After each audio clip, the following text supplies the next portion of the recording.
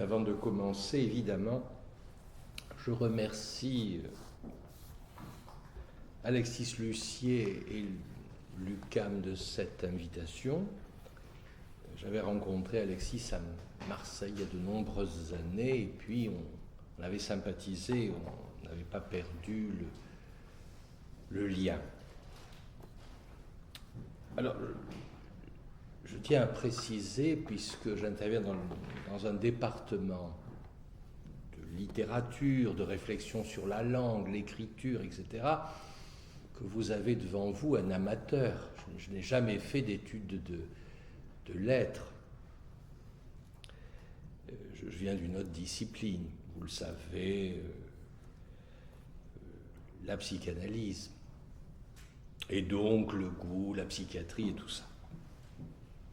Mais il se trouve que je me suis intéressé, je continue à m'intéresser à un certain nombre d'écrivains, un peu comme le font les amateurs, c'est-à-dire ils prennent un livre, rien ne les oblige, ils n'ont pas d'examen à faire dans cette discipline, ils n'ont pas de cours à donner, et est-ce que le livre leur tombe des mains ou pas ?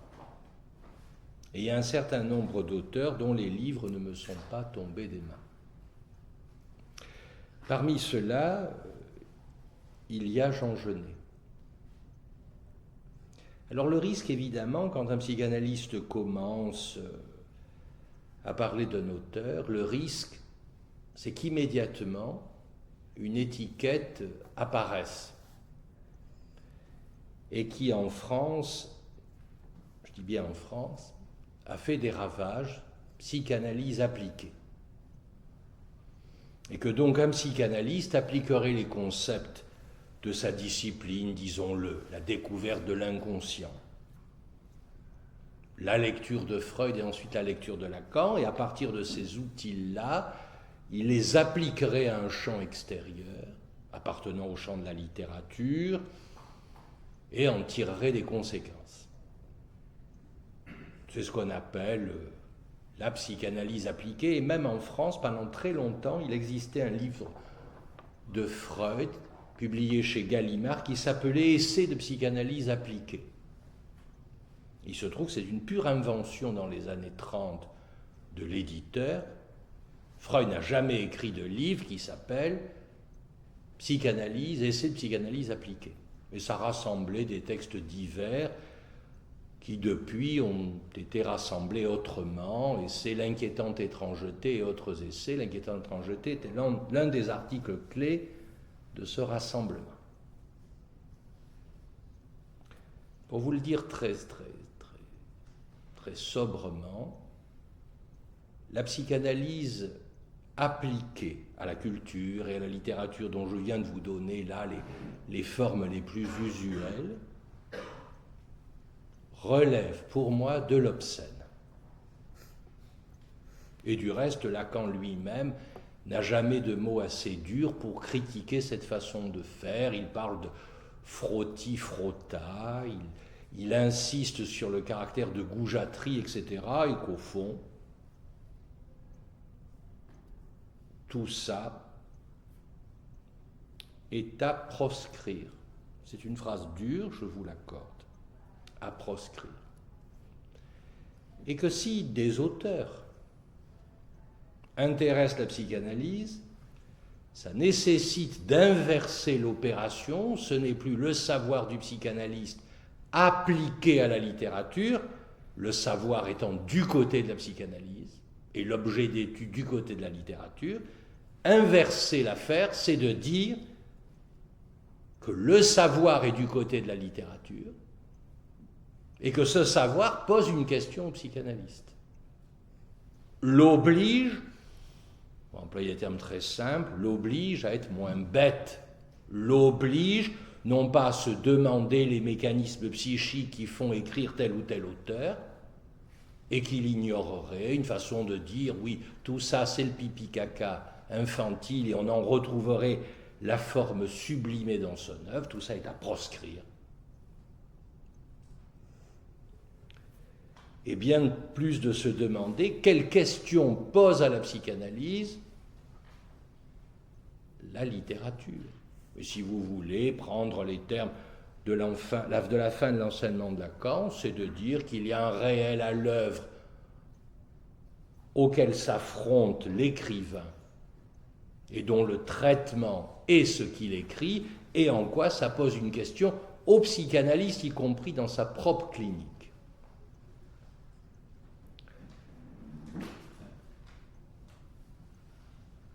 Donc je n'ai jamais abordé la littérature ou l'art contemporain ou d'autres choses, je ne les ai jamais abordés ces champs-là avec d'autres repères que celui-là, que je vous livre de façon rapide, un peu critique, voire sèche.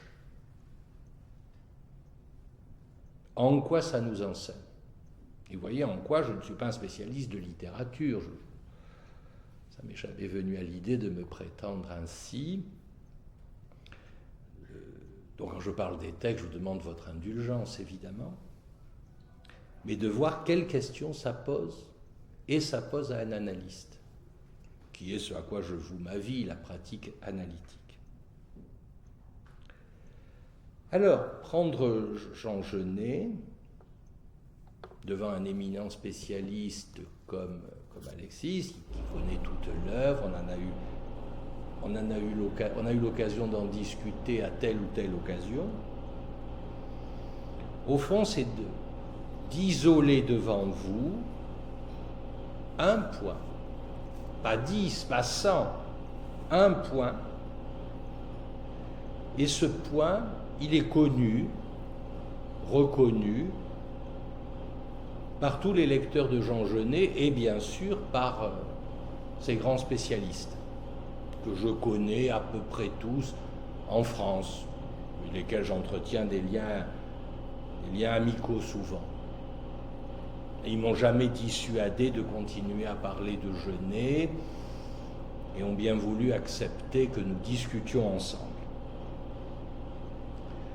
Ce point, pourquoi je l'isole?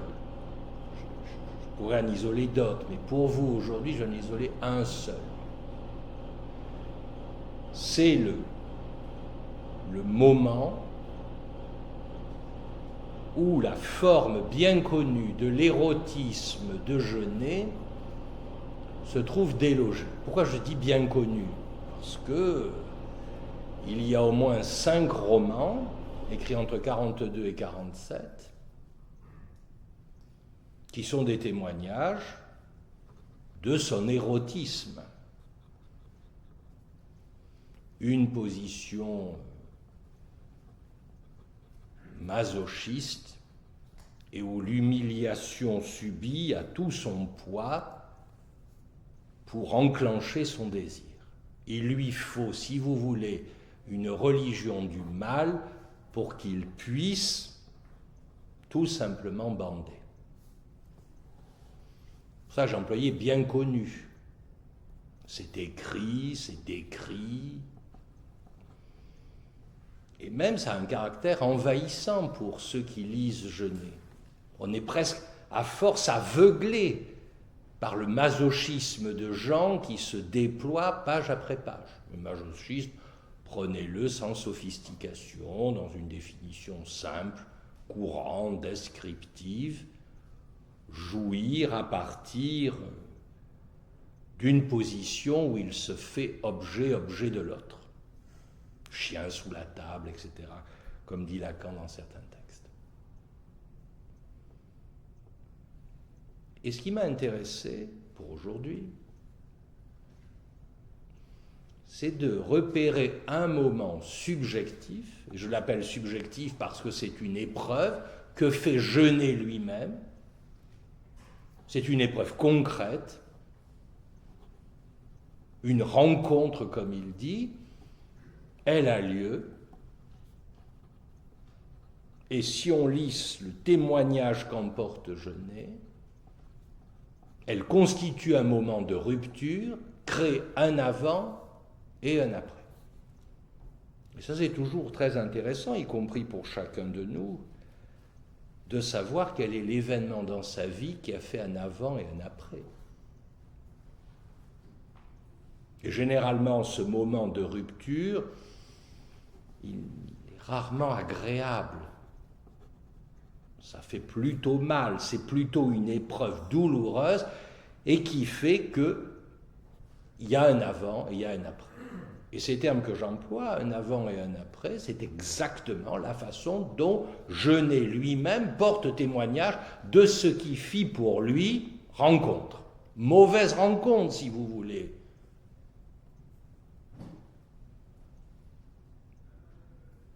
Une rencontre où il s'affronte à un réel, prenons la définition lacanienne du réel, ce qui se soustrait au symbolique, ce que le symbolique n'arrive pas à digérer, à sublimer, à transformer, à écrire, à dire ou à montrer, une expérience où il fait l'épreuve d'un sans-loi et que son monde s'en trouve désorganisé. Ce qui est, pour les lecteurs de Freud, une définition de ce qui fit trauma.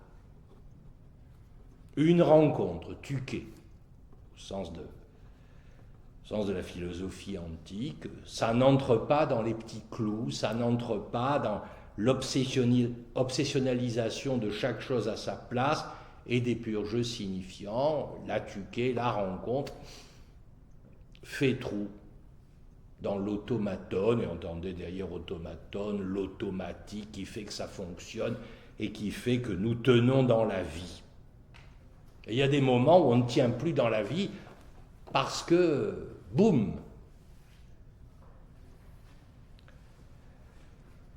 Donc c'est ce point-là que je me propose d'isoler.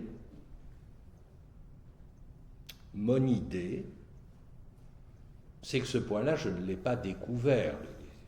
Les lecteurs, les commentateurs, les spécialistes de Genet connaissent les textes. Ils sont assez courts, du reste, je vais donner les références. Mais je crois qu'il faut les outils, le bricolage, les repères, l'orientation de la psychanalyse pour vraiment en tirer une conséquence entre un avant et un après. Ça, je crois qu'aucun des commentateurs n'accorde cette place à l'épreuve que fait Genet et qui, j'insiste, pour Genet lui-même, crée un avant et un après.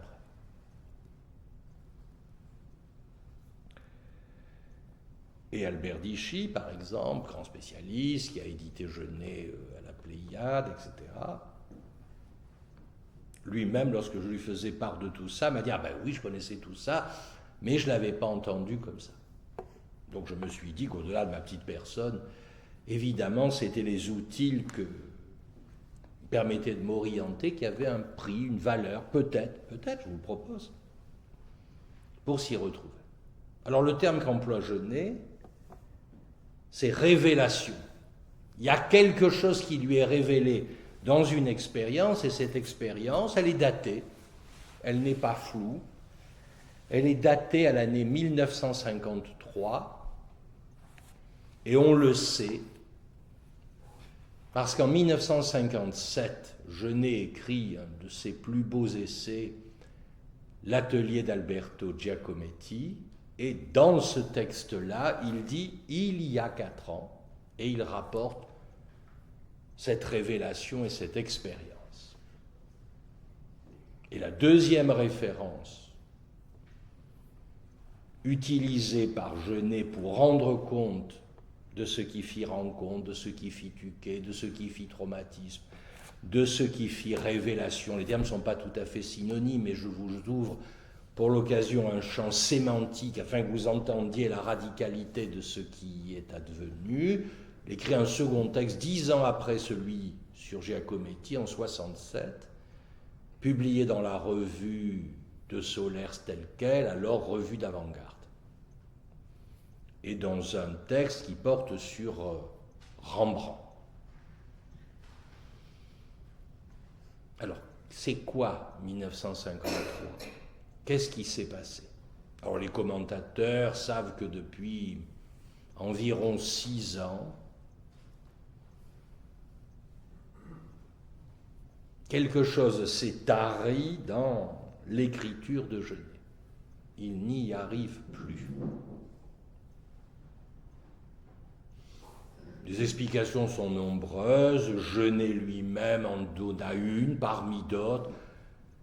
La publication du pavé, qui est excellent, de Jean-Paul Sartre, Saint-Genet, comédien et martyr, et ça lui aurait coupé la parole. Genet le dit une fois, une autre fois il dit qu'il n'a même pas lu le livre et que ce n'est pas ça. Faisons comme les juges d'instruction. Même quand on dit qu'on ne l'a pas dit ou que ce qu'on a dit était faux, il faut garder les deux propositions, ce en quoi vous retrouvez la position analytique, et qu'un beau jour, il ou elle vous dit « je l'aime » et le lendemain « je ne l'aime plus » et vous gardez les deux. Et que ça offre des balises pour se repérer, par exemple, dans les méandres amoureuses. Alors, qu'est-ce qui s'est passé ? Ce qui s'est passé, c'est que la révélation dont je parle a eu un effet radical dans la vie de Genet lui-même. Je ne l'invente pas, je ne fais que reprendre son témoignage. J'analyse rien au sens de j'analyserai Genet, sa position, pas du tout. Et il y a un effet radical dans son œuvre, il le dit lui-même.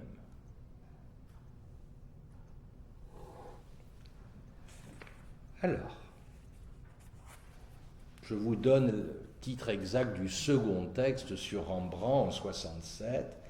C'est « Ce qui est resté d'un Rembrandt, déchiré en petits carrés bien réguliers et foutu aux chiottes ». Et c'est un texte particulier, puisqu'il a deux colonnes, une colonne en italique, où Genet parle de Rembrandt, et notamment de ses autoportraits, et une colonne écrite en romain, où il rend à nouveau témoignage de cette rencontre de 53. Alors, qui dit rencontre, évidemment, amène à cette question, mais qu'est-ce qu'il a rencontré, voire qui il a rencontré ?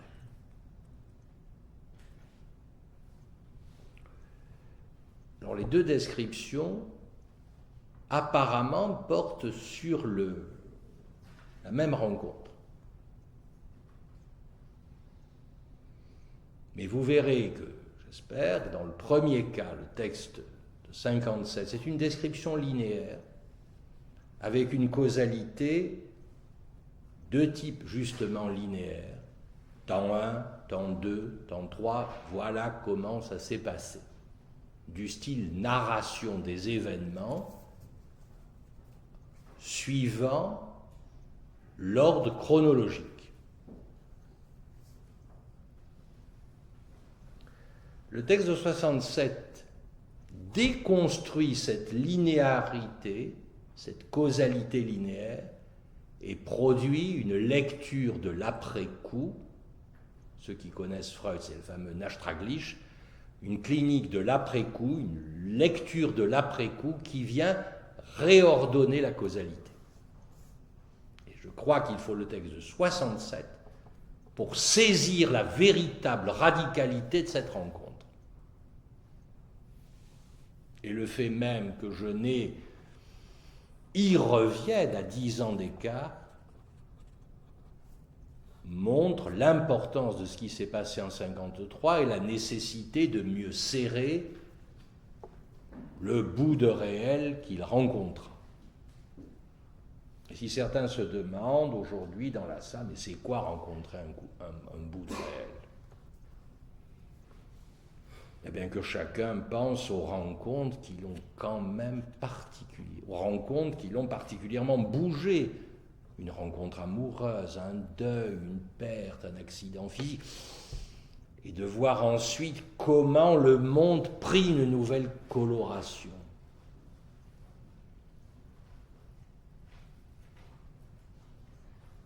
Et si un analyste fait une analyse aussi longue qui dépasse allègrement les décennies, 1, 2, 3 parfois, de décennies, sur un divan, c'est bien parce qu'effectivement, il y a ces bouts de réel rencontrés et que l'enjeu, c'est de savoir quelles conséquences il en tire comment il se débrouille avec, au lieu passivement de dire « je n'y étais pas, je n'y suis pour rien, mais non, continuons à dormir ».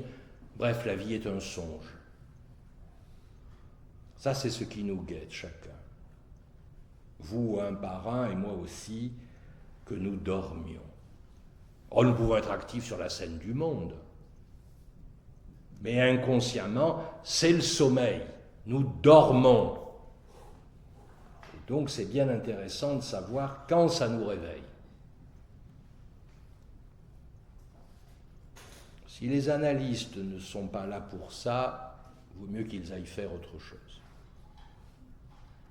Et si les analysants ne veulent pas entendre ce point, là aussi, il faut mieux qu'ils fassent autre chose.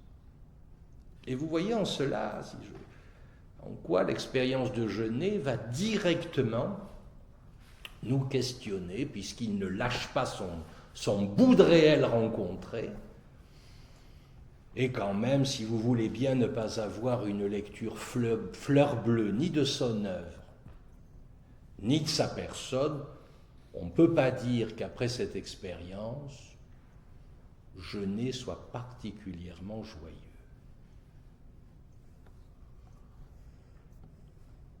Mais vraiment pas.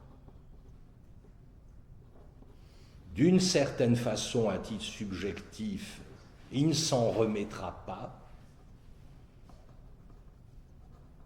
mais par son œuvre, il en tirera un savoir de ce bout de réel rencontré. Tirer un savoir.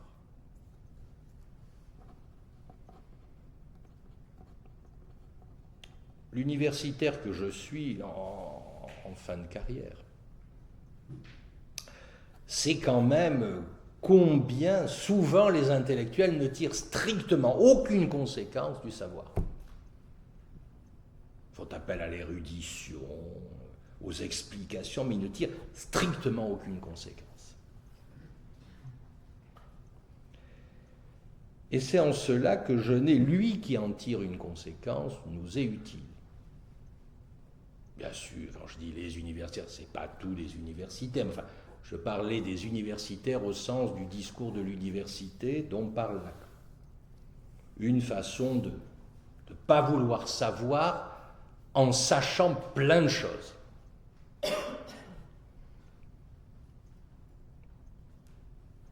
Je m'adresse d'abord la remarque à moi-même, je suis passé par là, et l'université française, quand même, est très prise dans ce système de valider successivement, et on ne fait pas une thèse, et on en fait plusieurs, etc., etc. Donc on vérifie à tout moment, surtout ne tirez aucune conséquence de rien, et puis vous avancerez. Qu'est-ce qui s'est passé en 1953 ? Il faut y arriver maintenant. Je vous fais attendre exprès, parce qu'autrement, vous pourriez digérer ça comme le sirop d'érable. Ça aurait un aspect, mais oui, tout passe. Et justement, me semble-t-il, puisqu'au fond, quand on commente ces phrases, on commente une page et demie dans l'atelier d'Alberto Giacometti, et 7 ou 8 pages dans le Rembrandt. Donc peu de pages, et Alexis me disait hier que souvent avec ses étudiants, ils commentent une page ou deux, et c'est largement suffisant parfois pour s'orienter. Autrement, on dit des généralités sur Genet. Je trouve que c'est une très bonne direction, peu de choses, mais qu'est-ce qui se formule là ?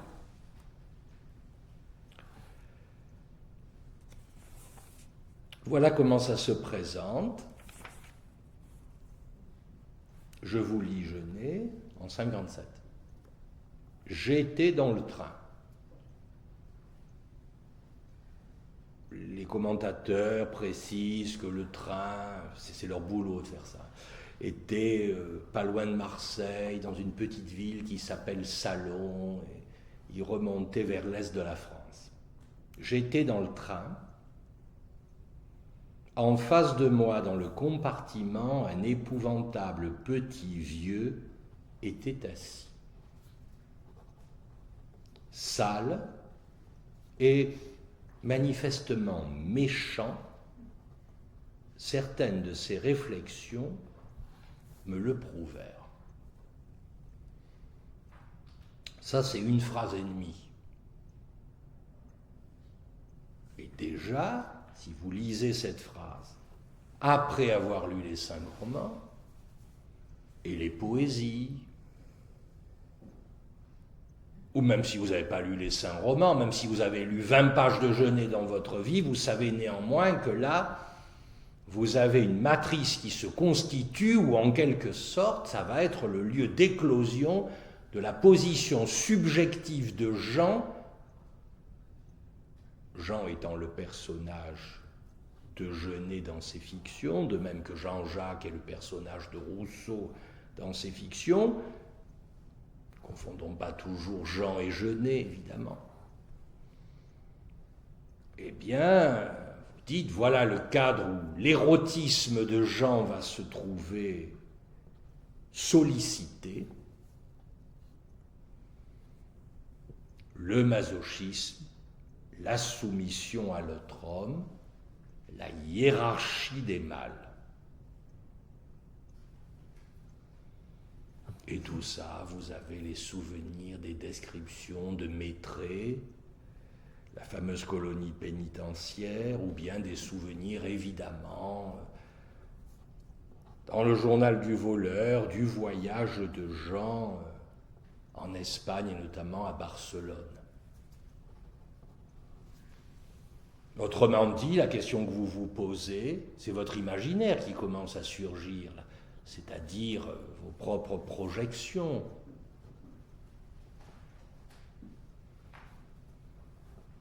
Vous attendez la suite parce que vous avez déjà vos présupposés. Vous dites, ça a toujours été ainsi, les rails de l'imaginaire sont constitués, c'est déjà là, ça va se poursuivre.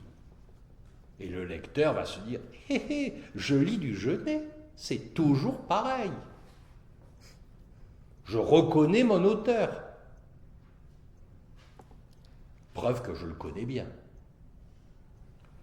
Et vous vous dites donc, la saleté, et surtout la méchanceté du petit vieux, vont probablement ouvrir au dispositif d'humiliation dont Jean, je répète, Jean, c'est le personnage de Genet, dont Jean se fera victime. Il consentirait au masochisme. Vous avez lu une phrase et demie et déjà vous êtes en quelque sorte dans l'imagerie du fantasme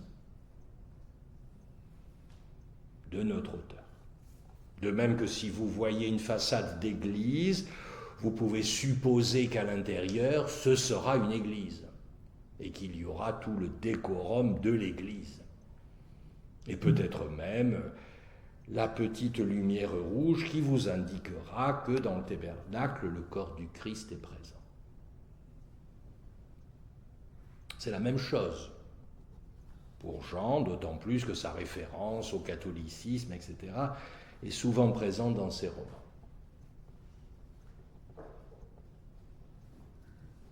Deuxième phrase que vous lisez, là vous en êtes pour votre construction, elle vous fait retour boomerang, vous avez tiré l'élastique et vous avez... c'est au bout qu'elle vous la lâchez et elle vous revient en pleine figure. Il écrit, refusant de poursuivre avec lui une conversation sans bonheur, je voulus lire. Incroyable. Jean se retire.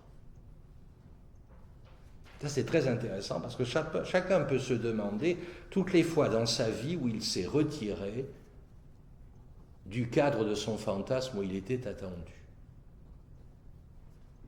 Dans l'exercice de la psychanalyse, évidemment, on a des sujets qui viennent nous voir et qui nous disent « c'est toujours pareil avec le partenaire ».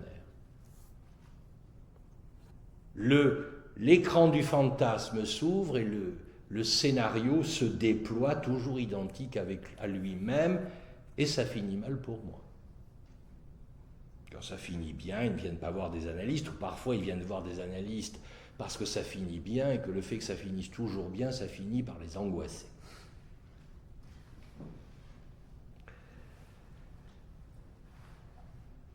Donc, ce retrait du personnage, Jean, du narrateur, si vous voulez, signe que quelque chose de nouveau affleure. Vous continuez à lire, et c'est confirmé, je cite, « Je voulus lire, mais malgré moi, je regardais ce petit vieux, il était très laid. » Ce qui est très intéressant, c'est que quand vous lisez cela et que vous êtes un lecteur de Genet, vous ne savez, pour une fois, absolument pas ce qui va se passer. Vous en êtes pour vos frais, si vous croyez comme ça tenir au creux de la main la matrice du fantasme de Genet, toujours pareil, un homme, il se féminise face à lui en position masochiste et se livre au désir de l'homme. Genet lui-même ne sait pas ce qui se passe puisqu'il écrit « malgré moi ». Alors il y a une question qui se pose, toute simple. Si ce n'est pas le petit vieux devenu méchanceté incarnée, ouvrant à la soumission qui attire le regard de Jean, si c'est plus ça, si déjà pour une fois ce n'est plus ça,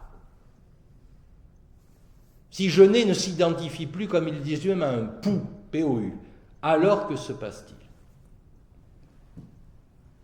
Pourquoi Jean regarde-t-il le vieux sale autrement que mu par l'érotisme homosexuel bien connu?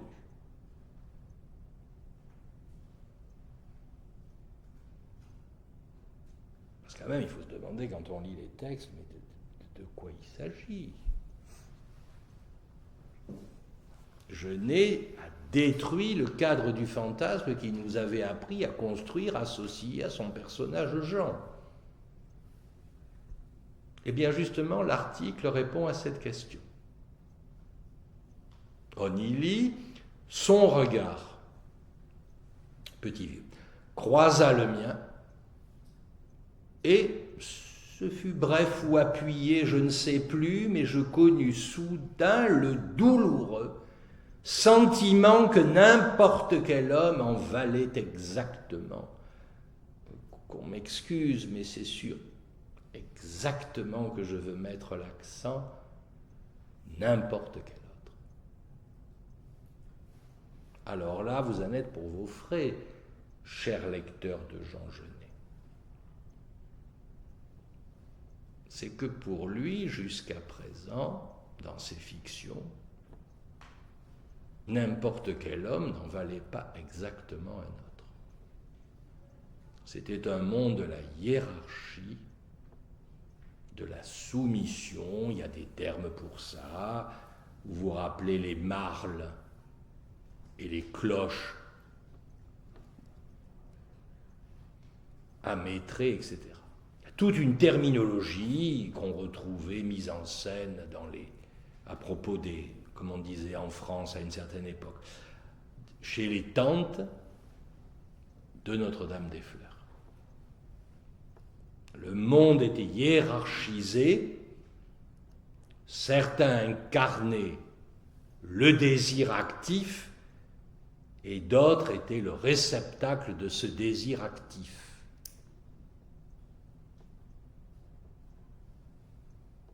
C'est même une hiérarchie nobiliaire, disent certains commentateurs chez Genet, à juste titre, du style médiéval, la vieille Europe, vraiment.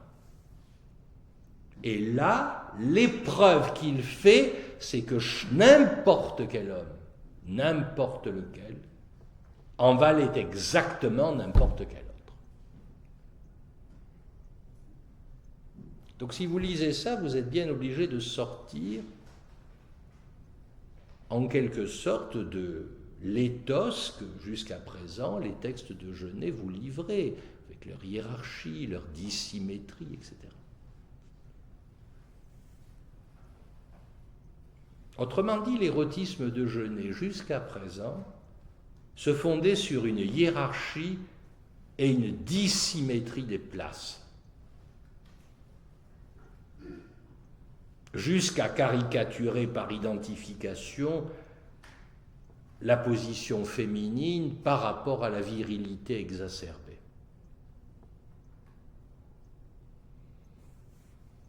Et là, une autre logique advient.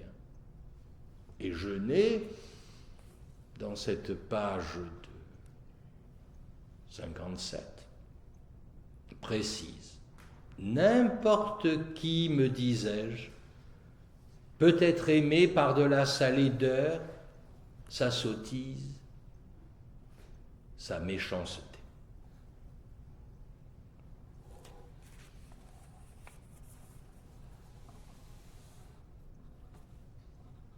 On veut toujours retrouver ces petits là, même où ils ne sont pas. Donc vous pourriez vous dire, oui, d'accord, mais au fond, Genet retrouve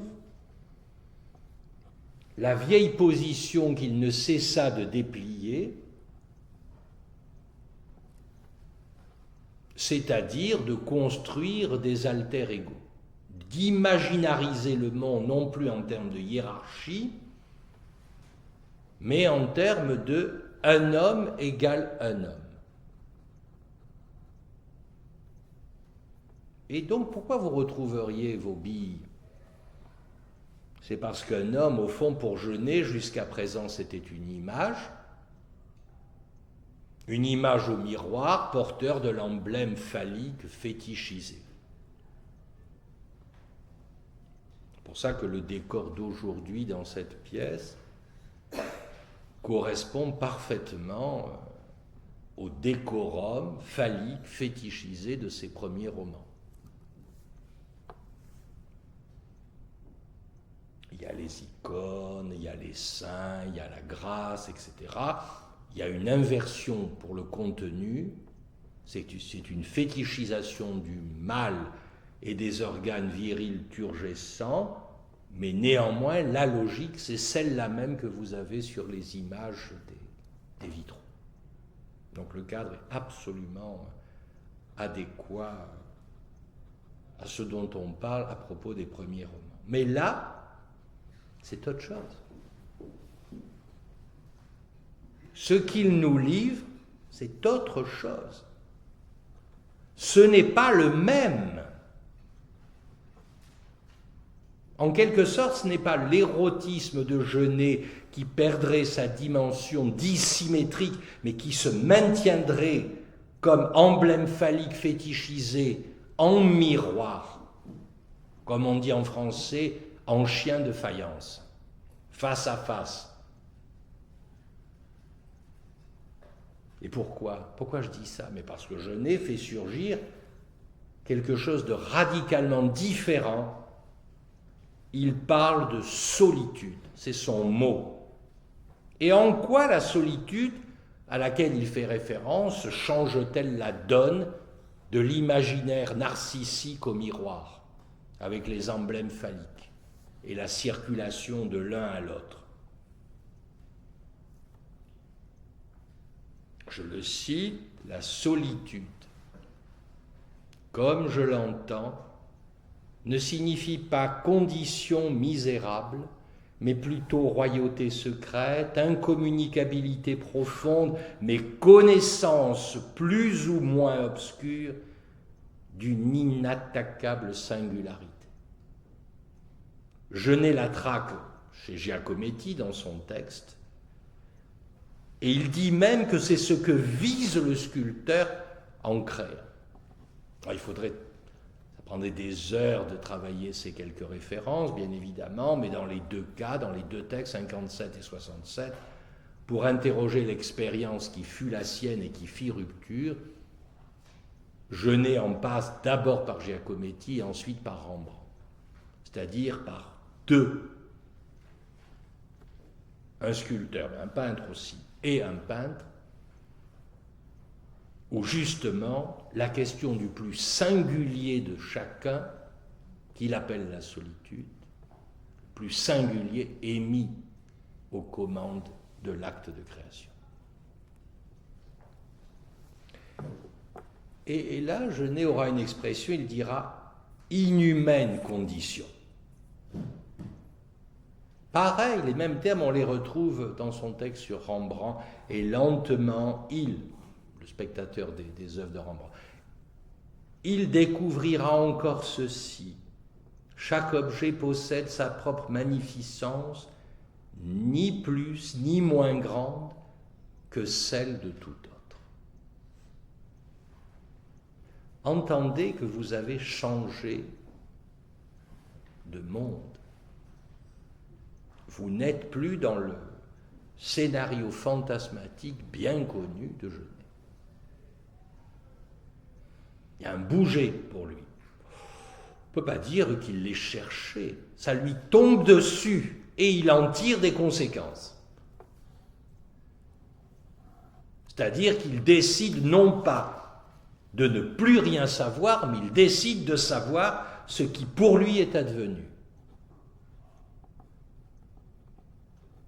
Chaque solitude en vaut une autre. Chaque solitude en vaut une autre. Et là, nous tombons sur un point très intéressant. C'est que cette solitude, à la fois elle sépare du miroir, elle sépare des jeux narcissiques, des doubles, des phallus érigés et vénérés dans leur chasse. Et en même temps, cette solitude, c'est la seule condition du lien à l'autre, puisque le lien, désormais, ce sera la rencontre d'une solitude avec une autre solitude. Et ça, c'est ce que Genet déploie admirablement à propos de Giacometti. Et je crois que sur Giacometti, le meilleur texte que vous pouvez lire, c'est celui de Genet. Assez court, mais qui précise bien comment cette solitude fait rencontre en ceci qu'elle éveille la solitude de chacun. Elle n'est pas là pour recouvrir, elle n'est pas le voile. Cette solitude, quand même, personne n'en veut. Cette solitude, personne ne peut faire ami avec elle. Et ne croyez pas que celui qui vous parle pourrait faire plus que vous ami avec elle.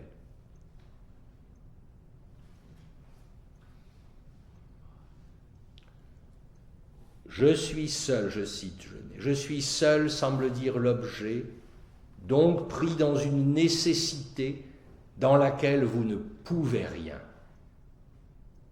Si je ne suis que ce que je suis indestructible. Étant ce que je suis et sans réserve, ma solitude connaît la vôtre. Mais la solitude ne fait pas rapport avec une autre solitude. Ou plus exactement, son point d'intersection, si vous voulez deux cercles à la manière de l'air, la lunule de superposition, il faut que vous y mettiez l'ensemble vide. Au toi ou moi, au toi et moi, c'est substitué, je cite du Genet dans le texte, lui, et rien d'autre avec lui, dans sa solitude totale. Alors maintenant, vous pourriez vous poser une question. Il fait cette épreuve, il l'a décrit dans les termes dont je me suis efforcé de vous faire entendre la radicalité par ces phrases. Mais quelles conséquences ça a pour l'œuvre et sa vie? D'une drôle de chose, la vie de tout un chacun, quand même. Lacan dit quelque part notre stupide existence.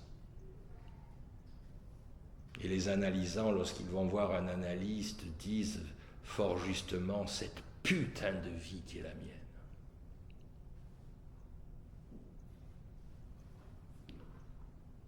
Alors il vous faut le texte de 67 maintenant,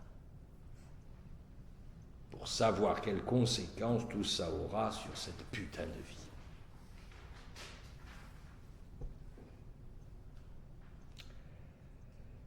En 67, donc, il reprend sa description à propos du Rembrandt. Et là, vous avez une autre temporalité. Ce n'est plus la même, ce n'est pas. Il voit le petit vieux, il refuse le contact, c'est-à-dire d'entrer dans le scénario masochiste de se faire le déchet de l'autre dans sa pourriture. Encore plus poux parmi les poux, c'est la position de Genet à Barcelone.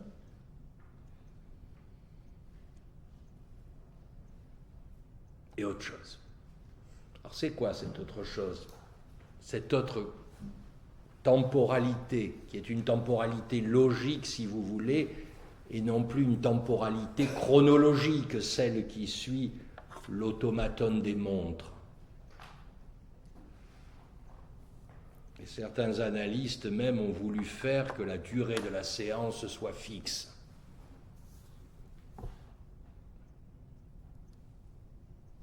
Lacan donna un coup de pied dans tout ça, comme vous savez. Alors, le texte de 67, je vais le réduire à un point, un seul point, limité, donc partiel. Mais il y aura la discussion ensuite. C'est une scansion. C'est un texte de la scansion et non plus de la chronologie. La scansion, c'est quand vous en avez assez de dire après ça, ceci, ceci, ceci, ceci. Après 3h04, il y a 3h05, puis 6, puis 7.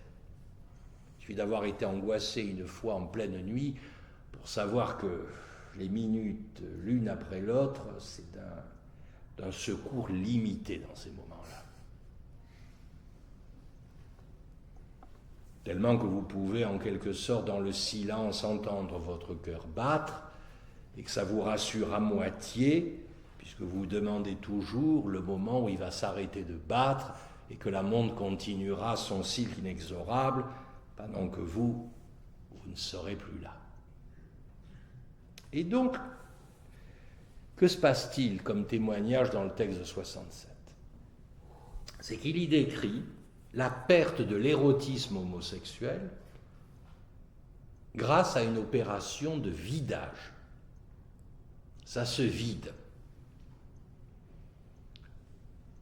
Ma remarque peut se dire ainsi: l'expérience du wagon, c'est l'expression de Genet, traumatique, vide le fantasme de la jouissance érotique qui s'y chiffrait. Et que le temps, la temporalité, la scansion, pas la durée, le temps. La durée, c'est la spatialisation du temps, la montre.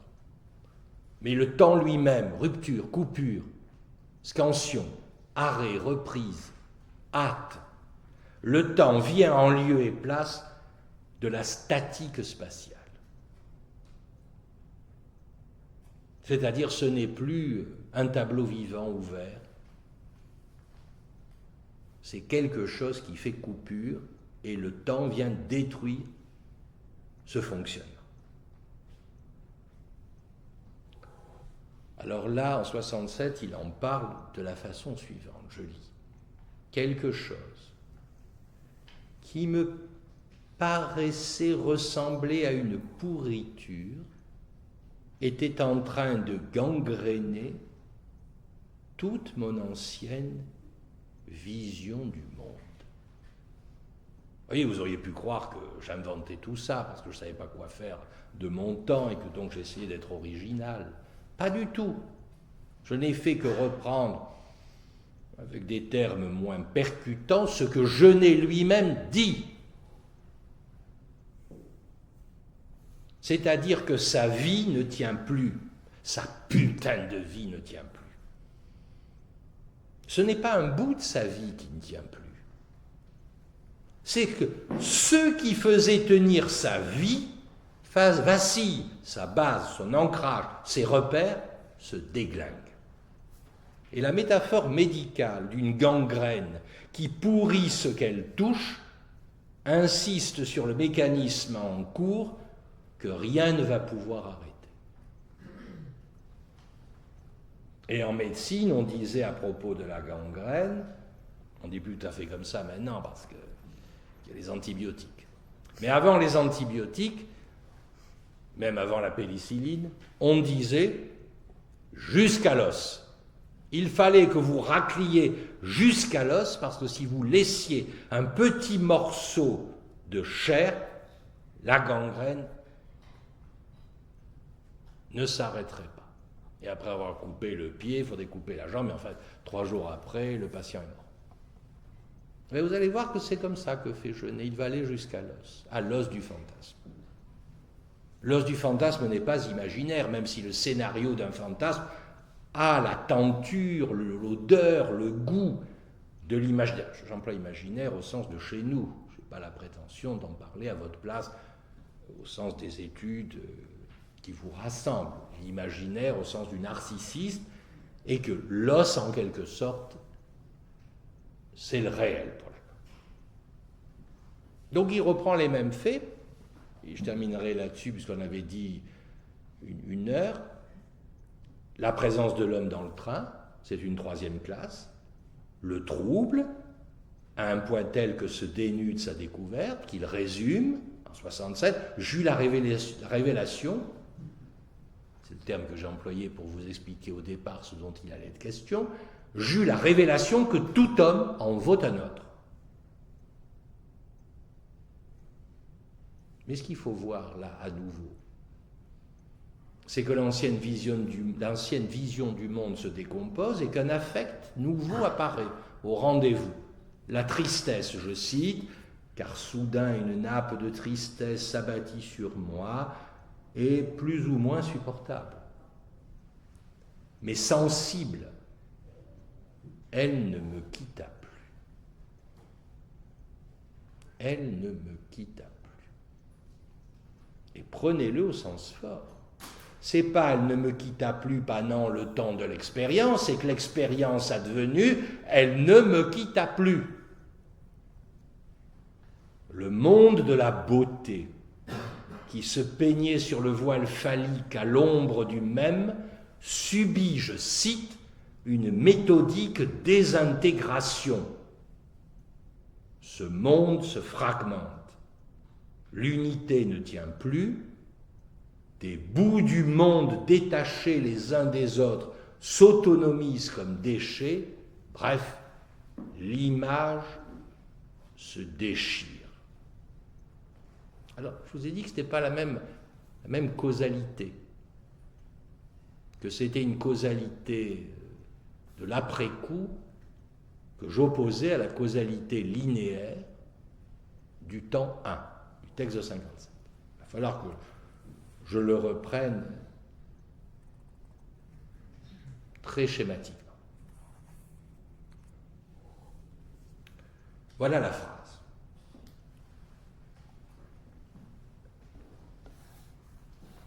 Elle fait réponse, elle dialogue avec celle, elle est en 67, elle dialogue avec le texte de 57. Mais non.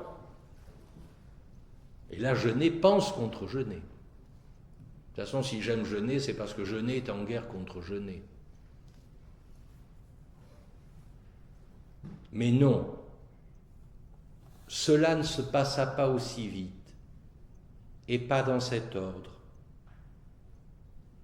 C'est d'abord que mon regard buta contre celui du voyageur. Son regard n'était pas d'un autre. C'était le mien que je rencontrais dans une glace par inadvertance. et dans la solitude et l'oubli de moi. L'échange des regards, c'est moi qui commente, pourrait être pris comme une bascule imaginaire dans l'autre. L'échange des regards, hop, je glisse dans l'autre. Mais Genet ne dit pas que son regard, Genet ne dit-il pas justement que son regard se fondit dans celui de son semblable? Ça basculerait, vase communicant. Eh bien justement, ce n'est pas de cela dont il s'agit, parce que la suite démontre qu'une autre logique est à l'œuvre qui procède et de la solitude et de l'oubli de son identité imaginaire. Vous n'êtes pas obligé de me croire sur parole, donc je le dis parce que la suite le confirme. Je n'ai dans cette expérience, dans cette épreuve, dans cette révélation, n'acquiert pas une valence imaginaire d'être, celui qui fait dire à chacun « mais je suis moi ». C'est utile de se dire « je suis moi ». C'est débile en termes logiques. N'importe quel philosophe vous démontrera que quand même c'est un peu court logiquement. Mais enfin, bon, je veux dire, je suis. Avec les attributs imaginaires, trouvés dans l'image comme support. Ben, c'est pas ça dont il fait l'épreuve. C'est qu'il fait l'épreuve d'une perte d'être. Des apostrophes, accent circonflexe terre. Je cite. Ce que j'éprouvais, je ne pus le traduire que sous cette forme. Je m'écoulais de mon corps, et par les yeux, dans celui du voyageur, en même temps que le voyageur s'écoulait dans le mien, ou plutôt, je m'étais écoulé. Car le regard fut si bref que je ne peux me le rappeler qu'avec l'aide de ce temps verbal. Je m'étais écoulé. C'est-à-dire qu'il ne dit pas ce dont il fait l'épreuve au moment même où elle se produit, c'est dans l'après-coup du fait que ça s'est écoulé qu'il peut dire, comme ce qui aura eu lieu créant un avant et un après, je m'étais écoulé. Ça change tout, les temps verbaux. Ça change tout. Ça, c'est le premier temps dans la description de 67. Ça commence par le regard en 67, alors qu'en 57, ça commençait par l'image du voyageur qu'il avait en face de lui et qu'il décrivait dans sa saloperie, sa laideur, son caractère misérable. Et je vous passe les détails. Il crache, les poils de sa moustaches sont presque à l'horizontale. Une nouvelle causalité. Le second temps est constitué de l'observation du voyageur. C'est après coup qu'il voit le voyageur en face, au miroir. Ainsi, l'échange des regards, avant l'échange des regards, et l'hémorragie spéculaire Moïse, vous voyez, ça tombe.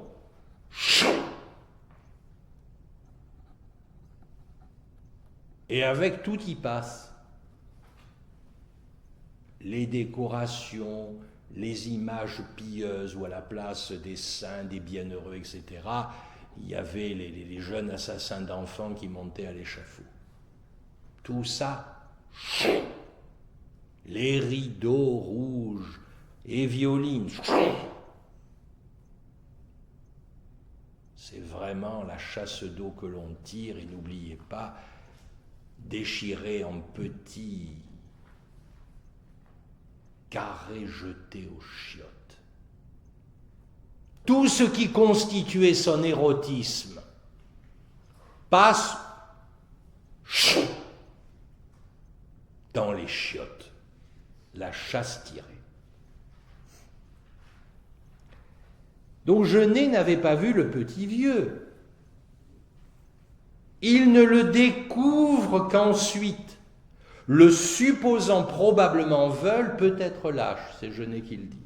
C'est à partir du trou du regard que la vision est possible. Et seul cet ordre permet de saisir l'effet de cette rencontre et son pouvoir, je cite Genet, de désintégration. Alors vous allez me dire, mais qu'est-ce qu'il a perdu? Qu'il a envoyé aux chiottes et il a appuyé sur le bouton pour que ça disparaisse, lui donnant ainsi le statut de merde, alors que ce fut sa gloire la plus haute.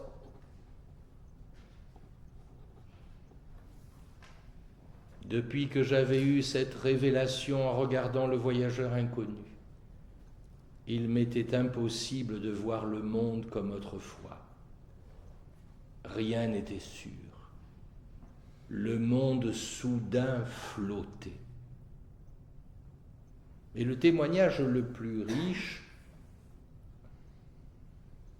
c'est lorsqu'il insiste sur ce qu'il a perdu et qui touche à l'érotisme et au désir homosexuel.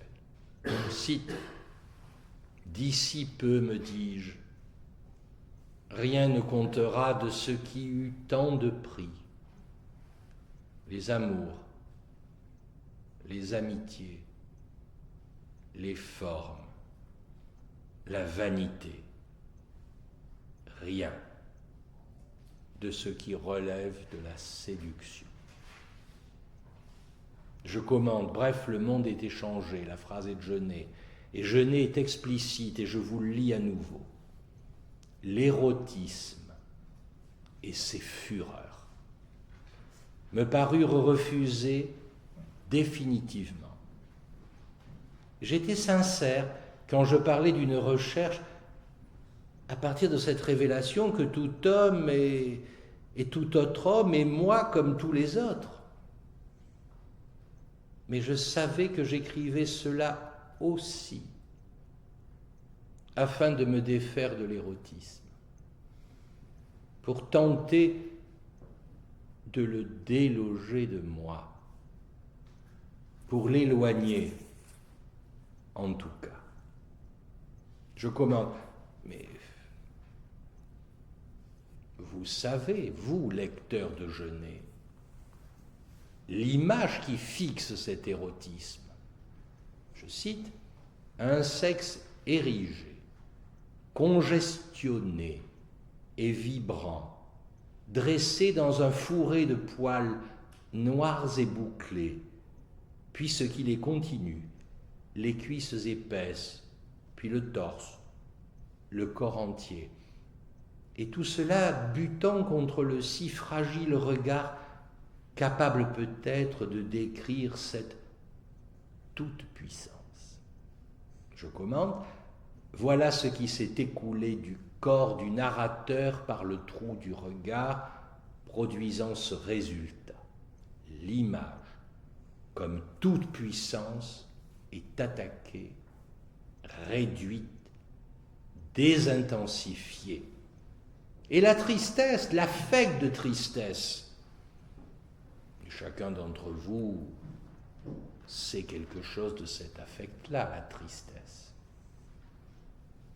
qui n'est pas l'angoisse, celle qui vous prend, qui vous touche, qui est incompréhensible.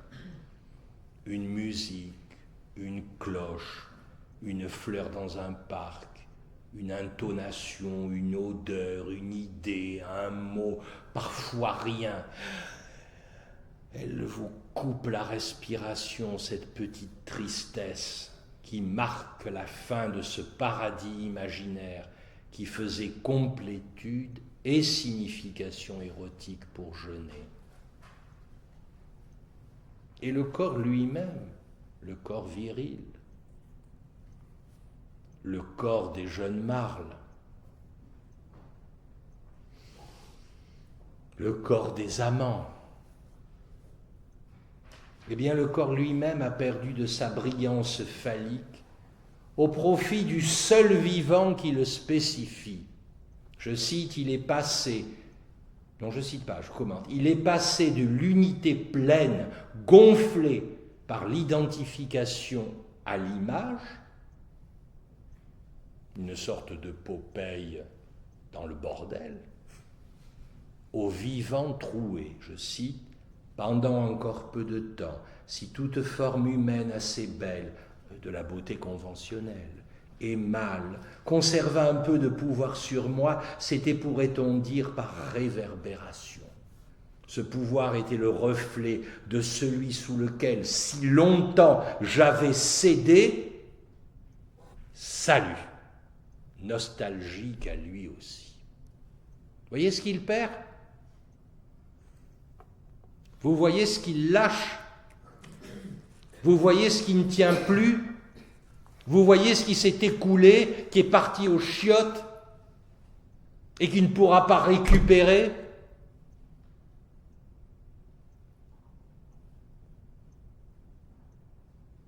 Eh bien, le coup de 53,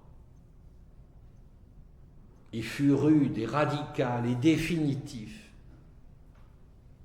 Et l'appel à la sublimation lyrique, le style de Genet, comme l'on dit, dans ses poèmes, dans ses 5 romans, dans ses premières pièces, haute surveillance, notamment. Eh bien, l'appel à la sublimation lyrique, le style, lorsque je l'ai dit, je tiens par mon lyrisme, eh bien, cet appel à la sublimation lyrique ne put contrer ce coup, et donc l'amoindrir, voire l'annuler. Ce coup qui se dénuda dans ce wagon-là, avec ce petit vieux-ci, un bout de réel. Ce coup peut être lu comme la rencontre du réel, faisant trauma. Et Lacan, en 64, disait le réel au-delà de l'automaton, du retour, de la revenue, de l'insistance des signes à quoi nous nous voyons commandés par le principe du plaisir. Et en 76, quand même, il faut bien voir qu'il dira le réel, ça ne fait pas plaisir, forcément. Personne ne peut ici lever le doigt et dire « Ah, moi, le réel, ça me plaît. » Parce que le réel, justement, ça ne plaît pas puisque ça détruit, ça déconstruit le principe du plaisir, c'est-à-dire le plaisir, ne croyez pas que ce soit monté au rideau, c'est que rien ne se passe. C'est l'homéostase.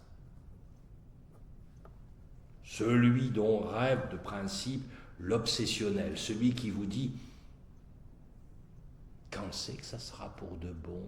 ou qui dit « est-ce la femme de ma vie ?» Allez demander à la femme ce que c'est pour elle d'être la femme de la vie d'un obsessionnel. Il en fait une sainte vierge qu'il met dans sa niche. Pas touche. Eh bien, ce que son écriture, dans sa forme ancienne, a échoué à obtenir, et que désormais il n'obtiendra plus, parce que le coup fut terrible. L'œuvre d'art n'est plus d'aucun secours. Ou Genet devra se suicider, ce qu'il tente, vous le savez, en Italie, à Domodossola, ou bien alors une œuvre d'art autre, radicalement autre, devra advenir. Ce qui est pour les lecteurs de Genet, vous le savez, le cas. Il n'écrira plus comme avant, fini le lyrisme. Et lui alors, comment il va, le camarade Genet? Pas bien du tout. Prendra très vite du Nambutal pour s'abrutir, pour arriver à peu près à dormir, et quand il se réveille le matin parce qu'il prend des doses colossales, il lui faut un long moment pour se retrouver dans le monde. Voilà, il a tellement été ébranlé qu'il a fallu qu'il tienne par le Nambutal.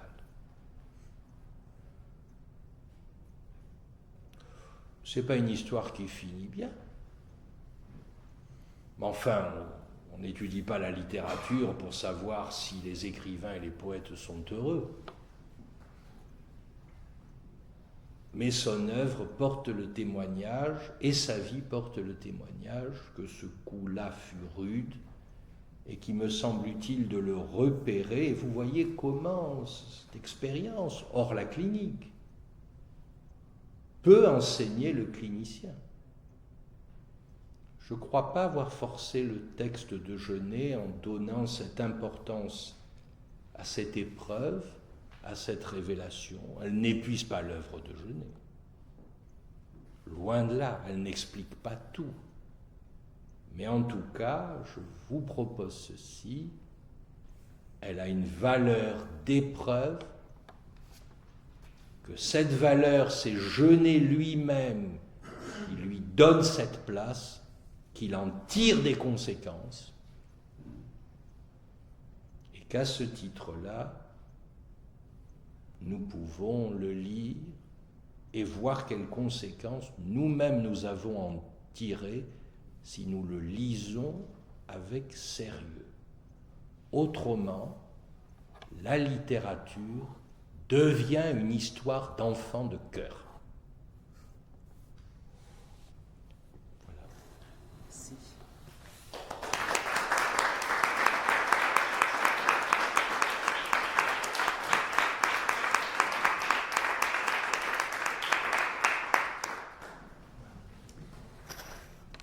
Merci infiniment, Hervé Castanet, pour cette lecture patiente.